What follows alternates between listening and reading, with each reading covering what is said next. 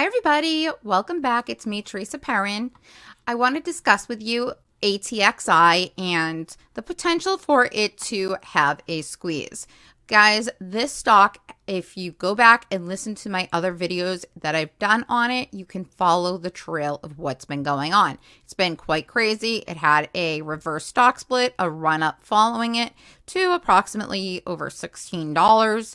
And then it started a massive sell off because they announced an offering. That offering's been closed and it seems to be trying to move to the upside again. All in all, guys, something in this picture does not add up. Everywhere you look, you see different short interest figures and different amount of shares that are in the free float. Well, guys, I did the math and I'm going to go over in this video my thoughts on what the free float actually is, as well as why I feel that way. And I'm also going to discuss with you where we stand and why I believe that ATXI is going to have a massive run and it is a potential squeeze candidate despite what Fintel is showing us for short interest. So anyways, let's get started, guys. Please remember, nothing I say is financial advice. Always do your own DD, and I'm going to caution you. ATXI is a very, very high risk play. Every potential squeeze play is high risk, guys. They've been heavily shorted for a reason, and you need to understand that. So please don't get into something blindly and never risk more money than you can afford to lose. Anyways, let's get started. If you could smash that like button for me, I'd greatly appreciate it as it helps with the algorithms. All right, guys, on Friday, Avenue Therapeutics shares jumped 40% following a stock repurchase move. So this article tells us that shares of Avenue Therapeutic, which have posted several large moves since a reverse split last month, were recently up 40% to $3.40. On Tuesday, the company repurchased the remaining 388,888 shares owned by Invigen Pharmaceuticals for $3 million. Guys, I did the math on that and it came out to a little over $7 per share, which is basically double of what the share price is trading at today, right? So that was pretty significant. I will get those exact numbers for you if you'd like. I'm just trying to pull that up on my phone right now because I thought I screenshotted it, but I guess I didn't. Guys, it was like $7.71 to the best of my knowledge. Anyways, guys, on Tuesday, the company repurchased those, and I don't know why they're acting like this is new news because this was in the filing the whole time when this had the sell-off. This was one of the reasons they were doing the offering. So on its high, Avenue Therapeutics rose September 22nd to 106%, and it also gained 106% on September 27th. Then on October 7th, when they announced this offering, they fell 58%. So as you can see, I'm calling those out to you. This has been very violent in its moves up and its moves down. So if you are going to get involved in that stock, I caution you to be aware of this current situation. Now, this article came out that a lot of people have been talking about on Thursday. It says Avenue Therapeutics short percentage of float has risen 1,837.31% since its last report. The company recently reported that it has 524,000 shares sold short, which is 64.9% of all regular shares that are available for trading. Guys, I do not believe that this is accurate. However, I am going to say this allegedly, and based on what you see the volume having, which the volume's been insane on this stock for the past couple of weeks. I don't know what it was previously. I'm going to say that allegedly there's probably a crap ton of naked shorts in this stock, okay? Now, again, I can only go on facts and we can never prove that, so leave it up to you. But a stock that supposedly has 1.07 million shares, how does it trade 55.24 million shares in a day, guys? That's 55 times the alleged free float, which, guys, the alleged free float is mistaken. In my opinion, it's somewhere around 9,044,750, provided that all of those shares from the offering that had an additional warrant, provided both the shares and the warrants were issued. And we have no way of knowing that for sure. So you're not going to see this share count being updated. However, I will go and show you. They issued, their public offering was for 3,636,365 common shares and pre-funded units. So the units consisted of 1 share of common stock and 1 warrant to purchase 1 share of common stock. So guys, I took this number, the 3,636,365, and I doubled it, okay? Because you have to, because assuming they use the warrant, right? Those were issued together. So assuming that they got the share and the warrant and they exercised them, I'm looking at what I think the absolute highest this float is, free float. Okay. Now, they also simultaneously closed on the sale of an additional 545,454 warrants to purchase common stock. Now, guys, it wasn't very clear on this, so I doubled this position as well just to be safe, okay? So I took that 1,000,007 that we saw here. I added the 3,636,365 plus the 545,454, multiplied it by 2, and got that number, right? And then I took, it was roughly 4,181,819. I multiplied it by 2 to get 8,363,638. And then I added the 1.07 million to get 9,044,750. And then, guys, the one thing that I haven't done just yet, but we probably should to get an accurate number, is subtract that 388, or what was the exact number there? Hold on. Let me write this down because I want to give you a clear number. 1 second.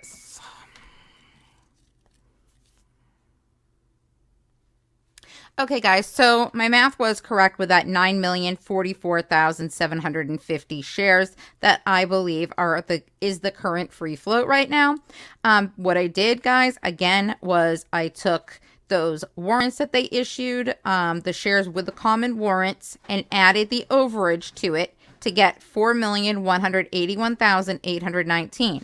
Multiplied that by 2 because each one was a common share and a warrant to purchase. So assuming that they all got purchased, I get 8,363,638.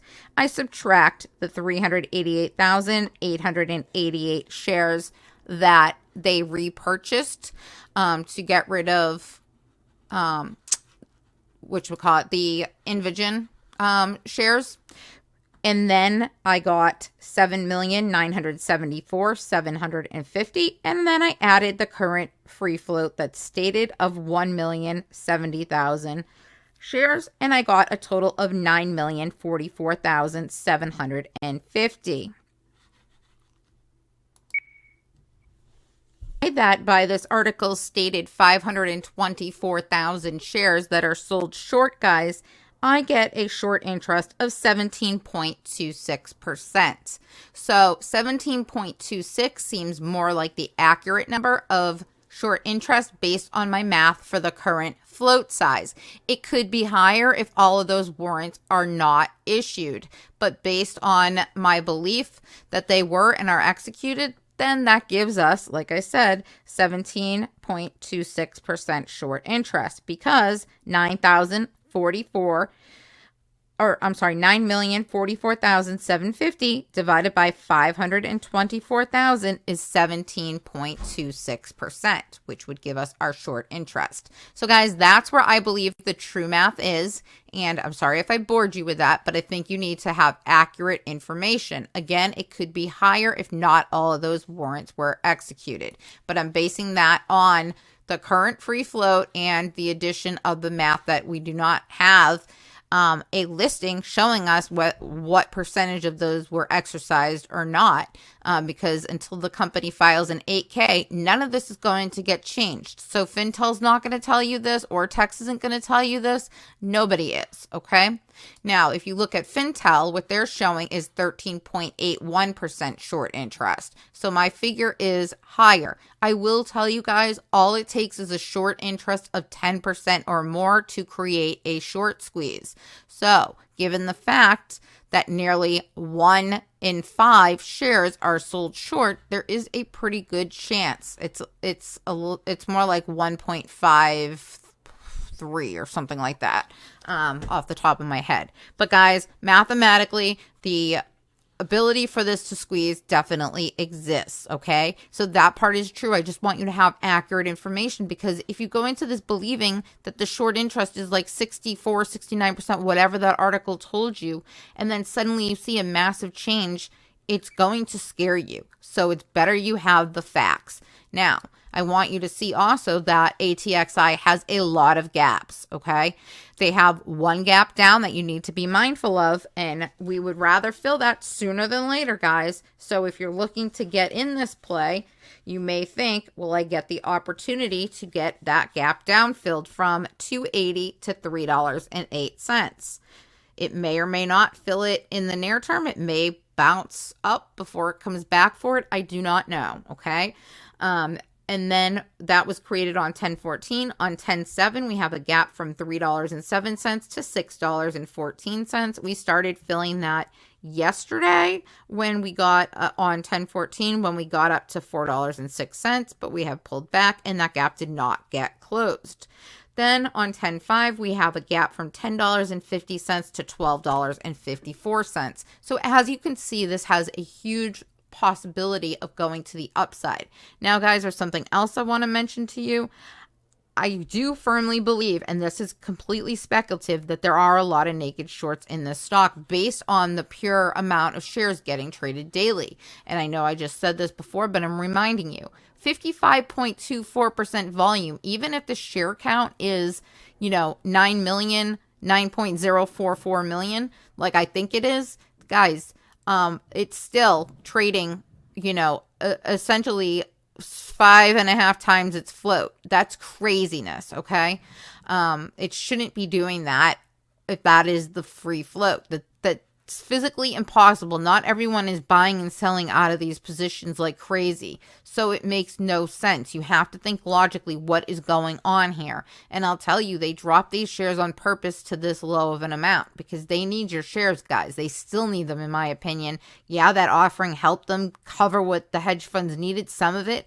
But in my mind, I believe that they need a whole lot more. And if you're someone that believes that naked shorting exists in this market, which you'd have to be really blind to the numbers if you don't, then I think you'll agree with that statement. Again, though, I'm going to stick to the facts as far as what we see in front of us. For the sake of this, I'm just telling you, I want you to have that in the back of your mind. Now, the 52-week low in this stock was $2.29. The 52-week high was $27.75 dollars. And the average volume is 3.53 million. Okay, so that's a huge difference. And guys, even with 3.53 million, again, that was looking at it with a float of 1.07 million. Do you think that it traded its free float for the last 3 months 3 times over every single day? Come on now. Now, going back to what Fintel is telling us, they're saying, like I said, 13.81% short interest with 0.04 days to cover, which, guys, it would be next to nothing to cover because obviously it's trading way over its float, right? So I don't believe these numbers are accurate, but I am going to tell them to you because it's a good baseline for us to know, okay? ATXI all day on Friday was out as shares to short, but currently they do have 50,000 shares, which I think will be gone fairly quickly on Monday. I just think that some shorts do not want to hold them over the weekend. It's not worth it to them to have to pay 849.53% interest. Guys, that's crazy. 849.53 is the cost to borrow. Nuts. So you better believe that they're going to be trying to close out this position, especially if this financial crisis that the banks and everyone else seem to be about to have, especially with things going on in England. There's a lot of people, and there's a lot of people that are going to get margin called, and this short interest is going to kill them if they're short in this position. As you can see, the short volume ratio on Friday was 50.11.